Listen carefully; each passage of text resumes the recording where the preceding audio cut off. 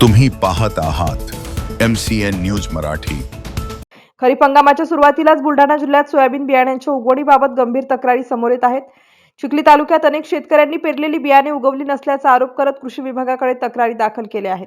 प्राथमिक माहितीनुसार तालुक्यात जवळपास 40 हेक्टर क्षेत्रावरील सोयाबीनची उगवण झाली नसल्याच्या तक्रारी प्राप्त झाल्या असून कृषी विभागाकडून संबंधित शेतीचे पंचनामे सुरू आहेत। उगवण न झाल्यामुळे शेतकऱ्यांवर दुबार पेरणीचे मोठे संकट ओढवले आहे।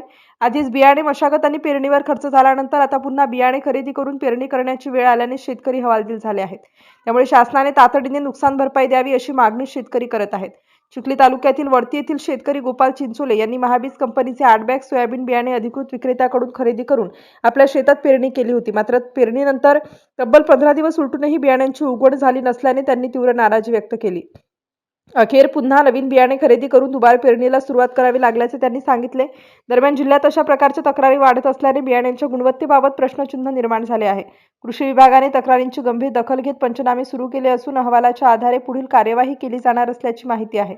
दरम्यान शेतकऱ्यांना तातडीने आर्थिक मदत व नुकसान भरपाई देण्याची मागणी आता अधिक जोर धरू लागली आहे।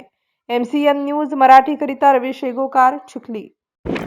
जिल्ह्यामध्ये शेकडो हेक्टरवरील शेतकऱ्यांच्या बियाण्याचं नुकसान झालेलं आहे। हे निकृष्ट दर्जाचं बियाणं आहे।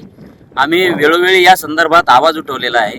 कृषी विभागाकडे शेतकऱ्यांनी तक्रारी केलेल्या आहेत, परंतु वेळी त्याचे पंचनामे होत नाही। म्हणून त्या शेतकऱ्याला दुबार पेरणी करायची केव्हा, म्हणजे मोडू का नको मोडू असा प्रश्न शेतकऱ्यांना पडतो।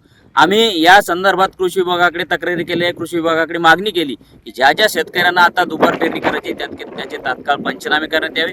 शासनाने या शेतकऱ्यांना नुकसान भरपाई देण्यात यावी आणि कंपनी जे जावई शोध लावतात की बा त्या शेतकऱ्यांच्या शेतामध्ये आदळणी पाणी पडला असेल, त्या शेतकऱ्यानं खोलवर ट्रॅक्टर घातला असेल, खोरवरती पण घातली असेल, या कंपनीच्या प्रतिनिधींना मला एकच सांगायचं आहे, अरे बाबा हो, बाजूच्या शेतकऱ्यात धुऱ्याला असताना त्या शेतकऱ्याचं उगवलं, एकाच दिवशी पेरणी केली, बाजूच्या शेतकऱ्याचं उगवलं, मग हे का उगवलं नाही यासाठी जर तुम्ही कारण सांगणार असाल तर मग कृषी विभागाला एक सांगायचं की तुम्हाला बाजूच्या शेतकऱ्याचं उगवलं आणि या शेतकऱ्याचं उगवलं नाही, मग हा बियाणे दोष नाही तर काय आहे। कृषी विभागाने तात्काळ या कंपन्यावर गुन्हे दाखल केले पाहिजे। यामध्ये नामांकित कंपन्या आहे, तात्काळ याचं सगळं सीड्स होतं हे सगळं चेक केलं पाहिजे। याच्यावर गंभीर स्वरूपाचे गुन्हे दाखल केले पाहिजे आणि शासनानं शेतकऱ्याला नुकसान भरपाई दिली पाहिजे।